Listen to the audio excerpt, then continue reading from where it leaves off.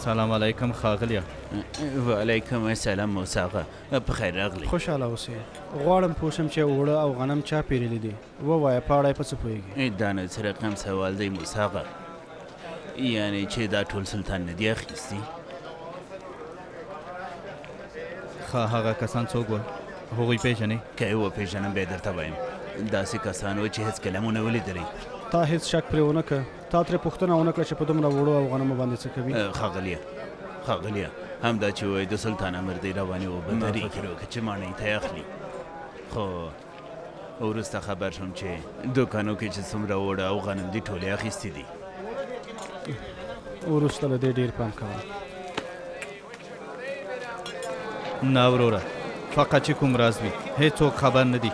یو څوک پیدا نه شو چې راشي او وایي چې څوک راغی او دا ټول غوړی کېدای شي د چا پام نه وي شوی. صبر وکړه ښاغلیه، ستاسو زه په یاد نه یم. ما په تاسو خجورې پلورلې وې د سلطان سره چې راغلي وای.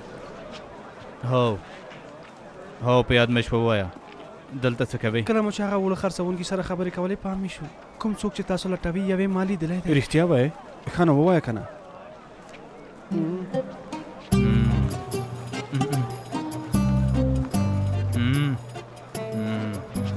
په غربي هیوادونو کې د ژوند کولو سره فکر کوم چې زموږ عادتونه هیر کړي دي. نمک پاشا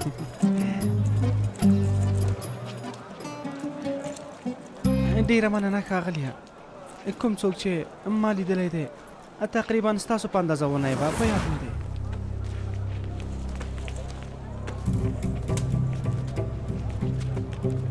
هلو زر کوه. یوه پښه یې ګوډه وه، داسې په لاره ته داسې. په نوم یې پوه شوې چې څه دی؟ نه نوم یې ورته ونه ولیده، خو د لاس په دې برخه کې یوه عجیبه غوندې ټاپه وه. څه وه داسې یوه کړۍ چې خلک پکې تار اچوي. چنګک؟ هو هماغه شان. ډېر ښه. ستا معلومات کېدای شي له موږ سره مرسته وکړي. زه پوهېږم چې دا ټاپې او خلکوبي د چا خوښېږي. او بله دا چې یوه پښه یې ګوډه وه. دا سړی باید زر تر زره پیدا کړو. آفرین دې په تا وي. سلطان ته مې سلامونه ورسوئ. امر مو په ځای کېږي.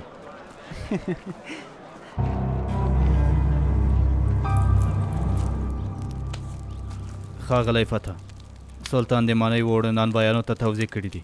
ډېری خلک په دې اړه خبرې کوي. واده نه اورېدل څنګه؟ اورېدلې مې دي خو اندېښنه نه لرم. پوهېږم چې هغه مواد په 2 ورځو کې خلاصېږي. نو بیا داسې خبره ده؟ همداسې ده. وګوره که نه ټول خلک د نانوایانو خواته منډې وهي. وبه ګورې تر څو ورځو وروسته به وچه ډوډۍ پرېږده، ان د جوارو ډوډۍ به هم پیدا نه شي. ډېر ښه.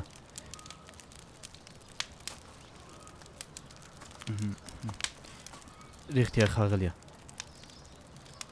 زه وایم چې همدا اوس د خلکو پام نشته. له ګودامه به 2 بوجۍ اوړه جلا کړو. څه وایې؟ بیا به یې په بازار کې خرڅ کړو. ډېرې پیسې به لاسته راوړو. حتی د ښاغلي خالد روح به هم خبر نشي. ما ته وګوره عارفه، له دې اوړو نه یوه بوجۍ خو پرېږده. که یو موټی هم ورک شي که نه نو بیا پوهېږم چې دا ستا رازم پیدا کوم دی او وژنمه دی. پوه شوې او که نه؟ پوه شوم ښاغلیه. اوس پټ شئ، ډېر د باندې مه وځئ. د محمود کسان ټول استنبول لټوي. اوس چې خپلې موخې ته دومره نږدې شوي یو، نه غواړم چې کومه تېروتنه وشي، که نه نو تباه کومه دی. سمه ده ښاغلیه، سمه ده.